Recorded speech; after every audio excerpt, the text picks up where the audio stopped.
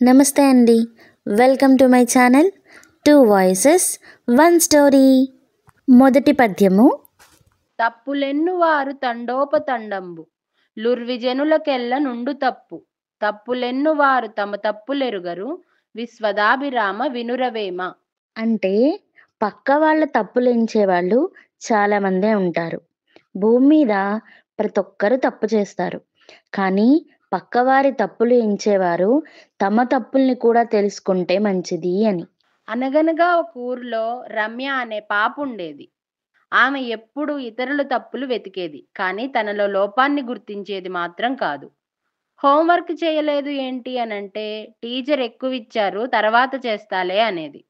ఆటల్లో ఓడిపోయావంటే ఎదుటివారి మోసం చేశారు అనేది. పుస్తకం కనపడకపోతే వెతక్కుండా ఎవరో దొంగిలించారు అనేది. ఇది గమనించిన టీచర్ రమ్యకి బుద్ధి చెప్పాలి అనుకున్నారు. ఒక కాగితం రమ్యకిచ్చి చిన్న ముక్కలుగా చేయమన్నారు.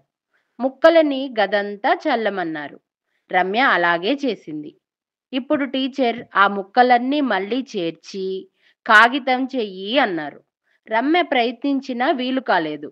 దానికి టీచర్, నువ్వు ఎంత చేసినా కాగితం మునుపులా కాదు, అలాగే ఇతరుల మీద నెట్టే తప్పులు కూడా తిరిగి తీసుకోవడం వీలు కాదు. దానివల్ల నీ మంచి కోరేవారు నీకు దూరం అవుతారు. కాబట్టి నీ తప్పుల్ని నువ్వే సరిచేసుకొని మంచిగా ఉండు అని చెప్పారు. రమ్య తన తప్పుని గ్రహించి తనని తాను మార్చుకుంది. కథ కంచికి మనం ఇంటికి. రెండవ పద్యం. చిత్తశుద్ధి కలిగి చేసిన పుణ్యంబు కొంచెమైన నదియు కొదువగాదు విత్తనంబు మర్రి వృక్షంబునకునెంత విశ్వదాభిరామ వినురవేమ. అంటే మంచి మనసుతో చేసిన పుణ్యం కొంచెమైనా అది తక్కువేమీ కాదు. అది ఖచ్చితంగా మనకి మంచి ఫలితాన్ని ఇస్తుంది. మర్రి చెట్టు విత్తనం చిన్నదే అయినా సరే అంత పెద్ద వృక్షాన్ని ఇస్తుంది కదా. ఈరోజు మన కథ చీమా పావురం.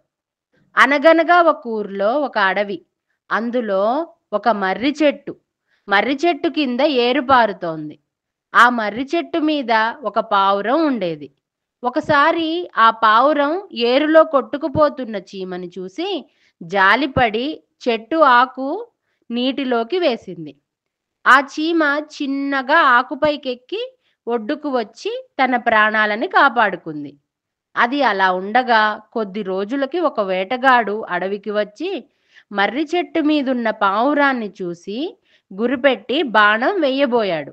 కానీ చీమ వేటగాడి కాలుని కుట్టి గురి తప్పేలా చేస్తుంది. అప్పుడు బాణం చప్పుడు విని పావురం ఎగిరిపోయింది. పావురం చేసిన సహాయం చిన్నది అయినా తన ప్రాణాలని కాపాడింది. కథ కంచికి మనం ఇంటికి.